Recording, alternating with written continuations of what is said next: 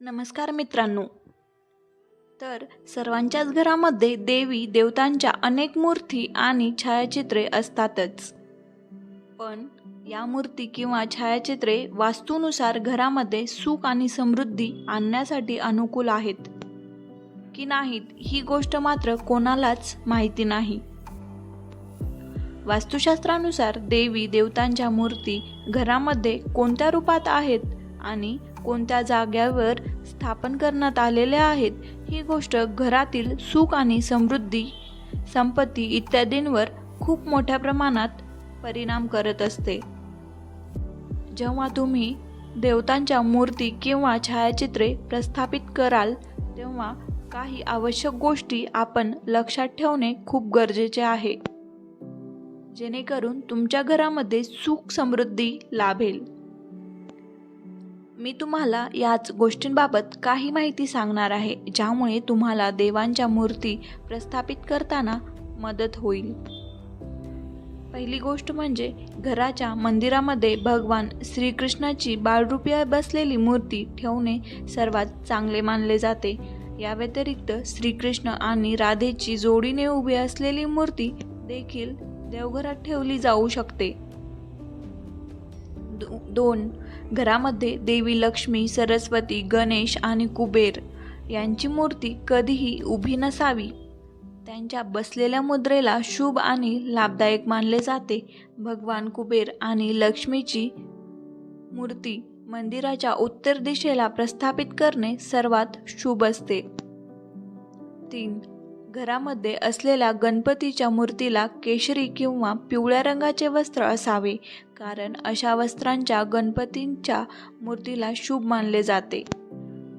गणेशाला जास्वंदीचे फूल आवडते. हे फूल दररोज सकाळी गणपतीला वाहणे लाभदायक असते.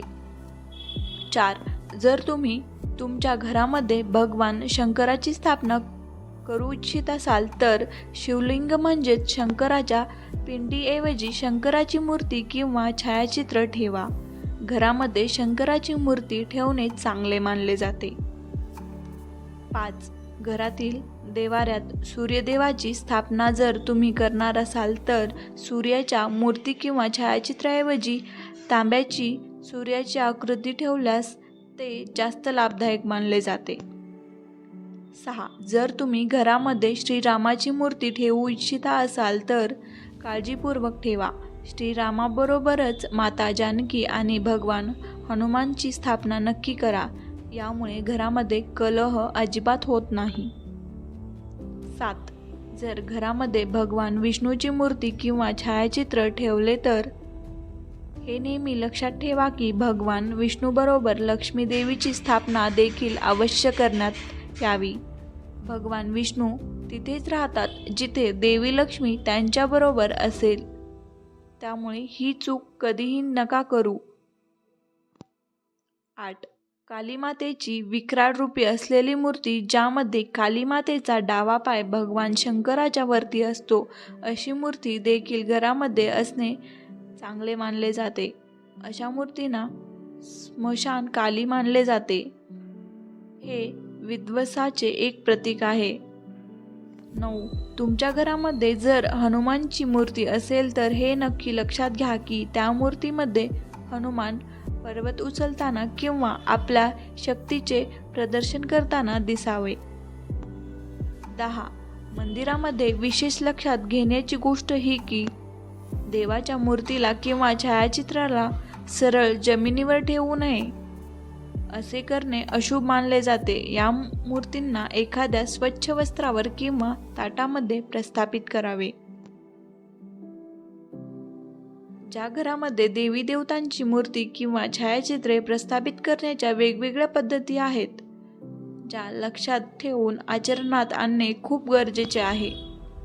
तुमच्याही घरामध्ये सुख शांती नांदावी अशी तुमची इच्छा असेल तर याप्रमाणे देवी देवतांची मूर्ती व छायाचित्रे घरामध्ये स्थापन करा.